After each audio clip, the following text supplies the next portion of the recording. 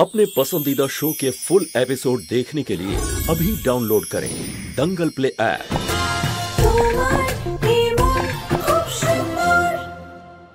যতক্ষণ তুমি আর তোমার মেয়েরা বাড়ি থেকে বেরিয়ে যাচ্ছ না না ততক্ষণ আমার জীবনে কোনো শান্তি আসবে না। আমার চোখের সামনে থেকে তুমি আর তোমার কেক দূর হয়ে যাও।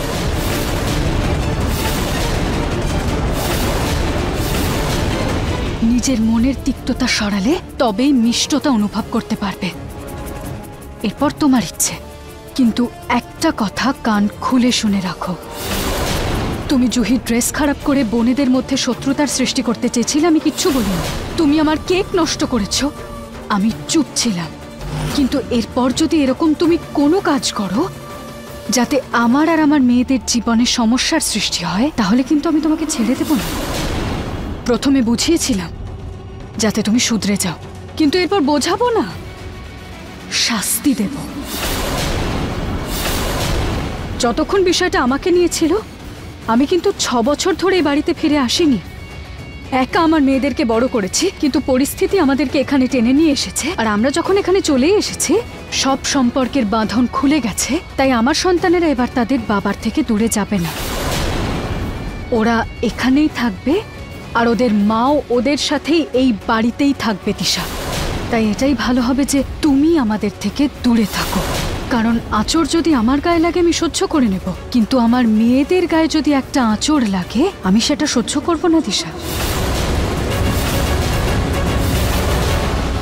আর এরপর থেকে আমার নজর শুধু তোমার ওপরই থাকবে তিশা।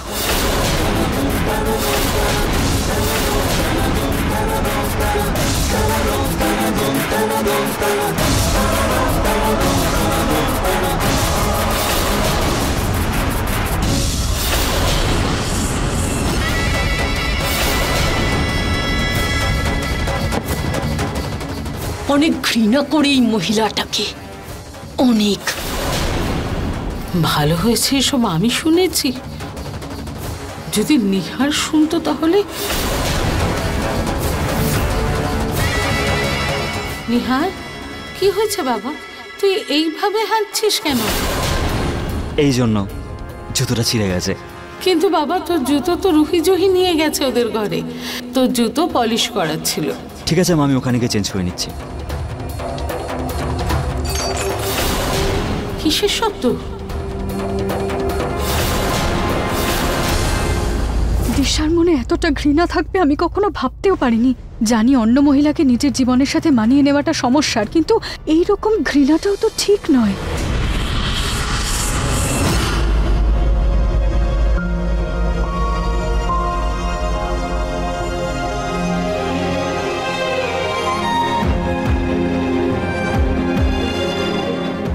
কি হয়েছে রুচিতা? না, ওই কাজ নিয়ে একটু টেনশনে আছি।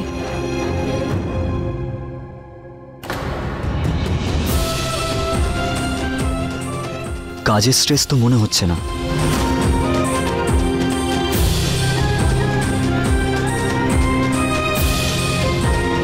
জিজ্ঞাসা করবো না যে কি হয়েছে, আগে নিজের চোখটা মুছে নাও, কমফোর্টেবল হও, তারপর বলো আমাকে।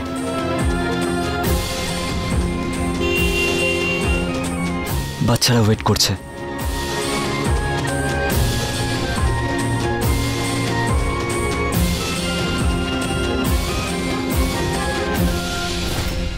মা, তুমি আমাকে ডেকেছো?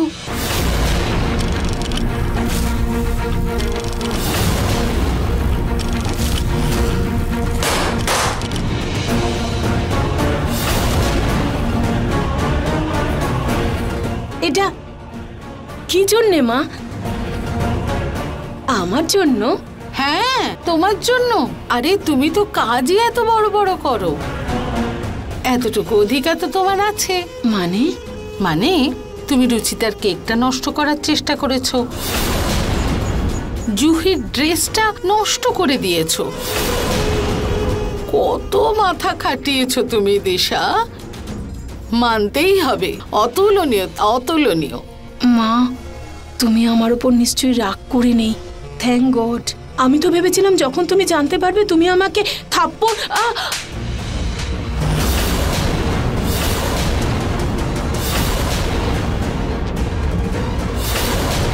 যখন তুমি আমায় এত ভালো করে জানো তাহলে আমার নাতনিদের মধ্যে ঝগড়া করানোর চেষ্টা করেছো কেন তুমি? সরি মা। চুপ, বন্ধ করো তোমার বকবক। সব শুনেছি আমি। মিথ্যে বলার চেষ্টাও করো না তুমি। যদি আমায় মিথ্যে বলো তুমি তাহলে তোমার জিভ টেনে কেটে দেব।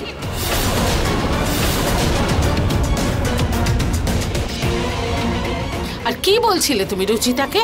হ্যাঁ, নিজের রহস্য নিজেই ভেদ করেছো? হ্যাঁ, কেন কেন ওকে সবকিছু বললে? কেন?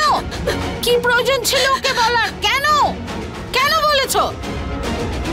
মা রাগে মুখ থেকে বেরিয়ে গেছে আর রুচিতা প্রমাণ সমেত ধরে ফেলেছে। চুপ, একদম চুপ, কিচ্ছু শুনতে চাই না আমি। বেরো, আমি বলছি বেরো। বেরো এখান থেকে। বেরো এই বাড়ি থেকে। শোনো মা। মা না, বেরো। মা বেরিয়ে যাও, বেরিয়ে যাও আমার বাড়ি থেকে। বেরিয়ে যাও, আমার কথা শোনো। এই মূর্খটার জন্য রুচিতাকে এ বাড়ি থেকে বের করা আরো মুশকিল হবে। আমিও কাকে নিয়ে বাজি রেখেছি। কপাল ভালো আমি বেঁচে গেছি, না হলে যদি ও আমার কথা বলে দিত তাহলে কে জানে কি হতো। মা প্লিজ বাড়ি থেকে বার করবে না প্লিজ। তুমি যেরকম বলবে আমি তাই করব। রুচিতা কোনো সাদা সিধে বোকা মেয়ে নয়, সেই জন্য এখন চুপচাপ থাকাই তোমার পক্ষে ভালো। আমি দেখছি আমায় কি করতে হবে। আর যদি প্রতীকের বাবা তোমার এইসব কাজ জানতে পারেন না তাহলে এই বাড়ি থেকে তোমায় বিদায় করে দেবেন। না, বাবাকে বলবে না। বাবা এরকম কেন করবে? বাবা পিঙ্কুকে ছাড়া কি করে থাকবে?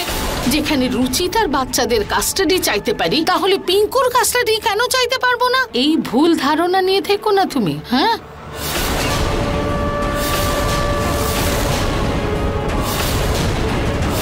আর মনে রেখো, ভবিষ্যতে যদি এরকম কাজ করার চেষ্টা করো আর যদি আমি জানতে পারি তাহলে তোমায় ঘাড় ধরে এ বাড়ি থেকে বের করে দেব, সেটা মনে রেখো।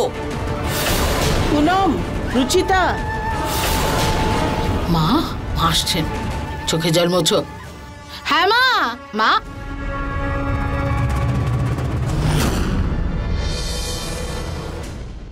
মা তুমি ডেকেছো? হ্যাঁ পুনম, আমি এক্ষুনি ফোন পেলাম। কাল আমাদের এখানে গুরুদেব আসবেন।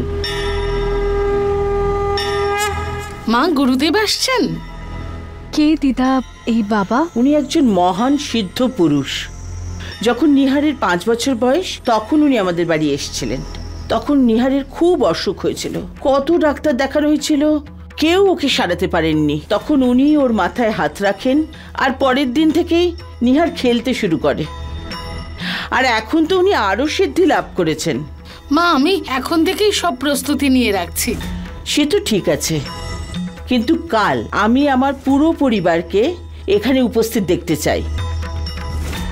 ঋতুকেও বাপের বাড়ি থেকে ডাকো। আচ্ছা। পিহুর যদি এক্সাম না থাকতো তো ওকেও ডেকে নিতাম, কিন্তু দেখবে সবকিছু ঠিকঠাক হওয়া চাই। তুমি একদম চিন্তা করো না, কোনো ঝামেলা হবে না। আমি সব বিষয়ে খেয়াল রাখবো। আর কেউ গন্ডগোল করার চেষ্টা করলে আমি তাকে আটকাবই। কালকে দিশার ওপর আমাকে নজর রাখতে হবে, কারণ বিষয়টা শুধু আমাকে নিয়ে নয়, আমার মেয়েদেরকে নিয়েও। ভগবান করুক বাবা এই বাড়িতে এলে বাড়িতে যেন সুখ শান্তি আসে।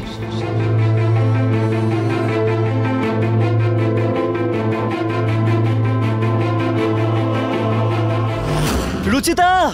রুহি, কি হলো? কি হলো রুহি?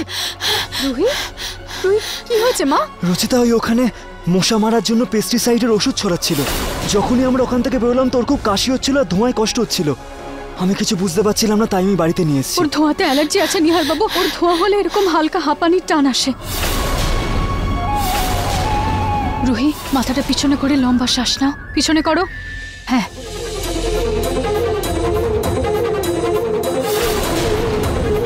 এই নাও জল খাও। আস্তে, ঠিক লাগছে এবার?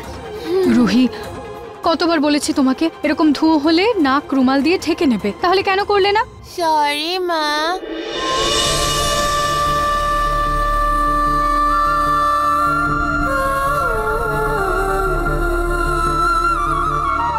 রুচিতা, এই অ্যাস্থমার অসুখ তো মা বাবার থাকলে বাচ্চার হয় না?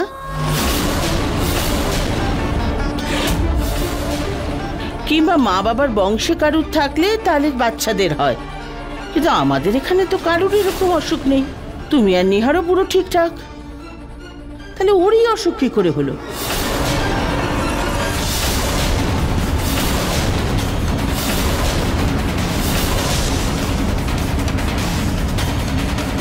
দিদা, আমারও আছে। আমারও এরকম ধোঁয়া থেকে অ্যালার্জি হয়, কখনো কখনো আমারও এরকম হাঁপানি টান উঠে যায়। আচ্ছা, কই আমি তো কিছু জানি না।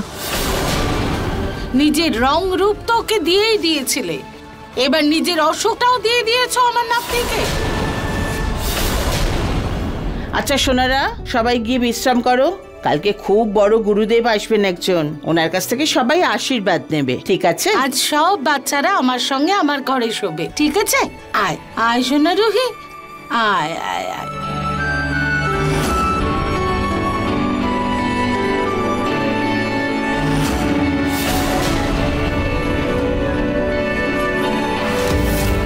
এটা কার বাচ্চা?